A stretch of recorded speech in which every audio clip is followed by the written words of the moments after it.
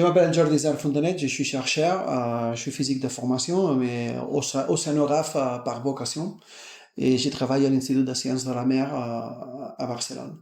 En même temps, je suis le responsable de sonographie opérationnelle de l'ICADMAR, et l'ICADMAR, c'est une espèce d'unité mixte de recherche entre l'Institut de sciences de la mer et le gouvernement de la Catalogne.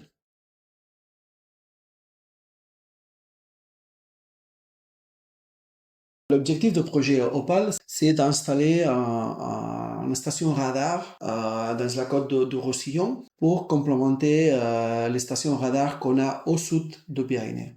C'est l'avantage, dans la mer, il n'y a pas de frontières. Les courants, ils ne comprennent pas de frontières. Et pour bien mesurer ces courants, il faut tout le temps d'avoir de la collaboration transfrontalière. Comme on a besoin de deux antennes radar pour mesurer les courants, c'est vrai que si on veut mesurer les courants au nord du Cap de Creus, c'est nécessaire d'installer un radar dans les Roussillons. Et en même temps, au Roussillon, si on veut mesurer les courants dans les Roussillons, on a besoin de deux antennes. Et il faut une antenne qui soit typiquement au sud des Pyrénées. Pourquoi c'est important d'utiliser les données fournies par ces radars? C'est important parce que dans la mer, il y a des courants marins qui bougent. Alors, s'il y a des personnes qui tombent dans l'eau, pour les trouver, si on connaît les courants, on peut la trouver plus rapidement. De l'autre côté, c'est important aussi pour protéger les écosystèmes. Non?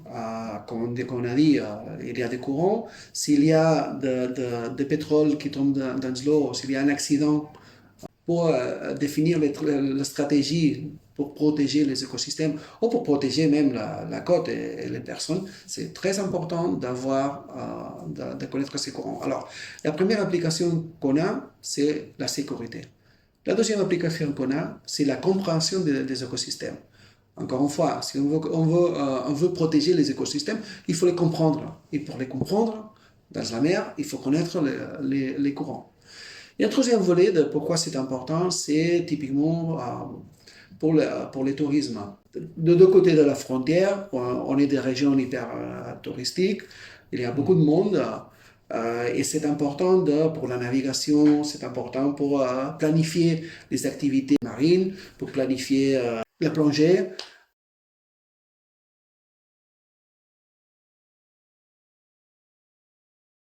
Les courants ne connaissent pas de frontières. C'est très important la collaboration transfrontalière, pas seulement entre centres de recherche, mais entre centres de recherche, administrations et citoyens. Alors dans ces cas-là, les partenaires de ces projets sont évidemment l'Institut de sciences de la mer, qui appartient au FESIC, mais aussi de côté français, les CNRS. Ils sont les responsables de l'installation de radars à Canet de Rosselló. Mais comme les objectifs de ces projets ne sont pas des objectifs purement scientifiques, on a aussi dans ces partenariats le gouvernement de la Catalogne. Pourquoi? Parce que le gouvernement de la Catalogne est très intéressé à avoir cette information sur les courants pour faire la gestion de la côte, faire la gestion de la pêche et faire la gestion en général de toutes les affaires maritimes. En plus, on a des partenaires technologiques. Quand on installe un radar, il faut vérifier que ces radars marchent bien. Et pour vérifier ça, il faut qu'on fasse des mesures dans la mer. Et ces mesures sont toujours compliquées. Et c'est pour ça qu'on a un partenaire technologique, qui c'est Seabots, qui construisent des drones marins pour faire des mesures. Alors, ça sont les partenaires principaux. Après, on a des partenaires associés. Nos partenaires associés sont ces organismes qui vont bénéficier de données fournies pour ces radars. Alors, dans ces partenaires associés, on a principalement des parcs marins, des parcs naturels. On a les parcs marins de Golfe de Lion, on a les parcs naturels de Cap de Creus et les parcs naturels de Hongrie et les Illes Medes. Mais en plus, on a aussi les volets économiques. Et on a l'association de ports sportifs et touristiques de la Catalogne. Les ports sont très importants parce qu'en fait, c'est les points d'entrée dans la mer. la chose qu'on veut, c'est faciliter l'adoption de ces données radar par tous les utilisateurs. Si dans les ports, c'est facile d'accéder à ces données, c'est un moyen facile, c'est un moyen idéal pour promouvoir cette utilisation de données de côté simplement des marins, soit pêcheurs, soit plaisantières, soit tous les gens qui sont reliés à la mer, quoi.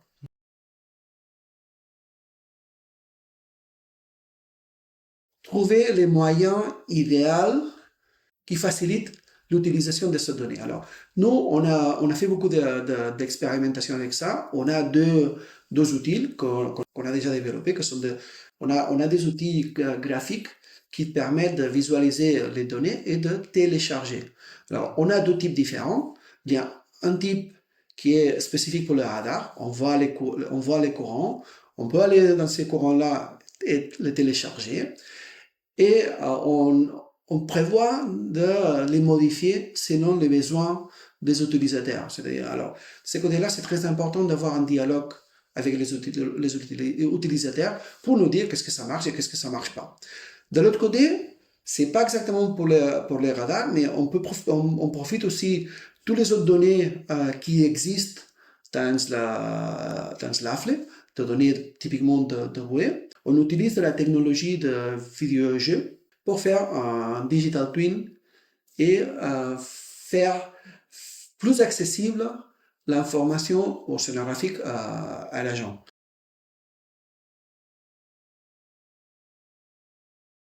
Bon, la première étape, la plus importante, c'est l'installation de radars. Une fois installé, il faut intégrer les radars dans les réseaux qui existent déjà. D'accord? Alors, ces radars-là, il va s'intégrer dans un réseau qu'aujourd'hui, c'est composé de 7 stations radars additionnelles au sud du Pyrénées et que prochainement, on va y rajouter d'autres stations radars qui sont encore plus au sud. Alors, et après ça, il faut vérifier que les radars, ils marchent bien.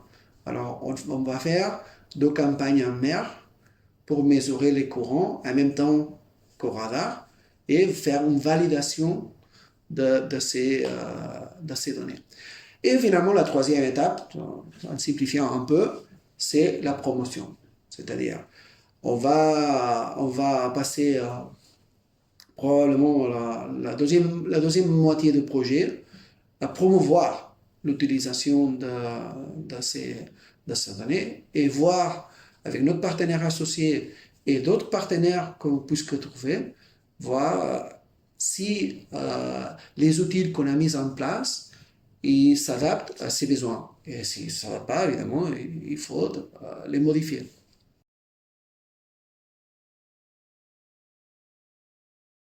Et la particularité, c'est que notre projet, ce n'est pas une idée qui vient du monde de la recherche.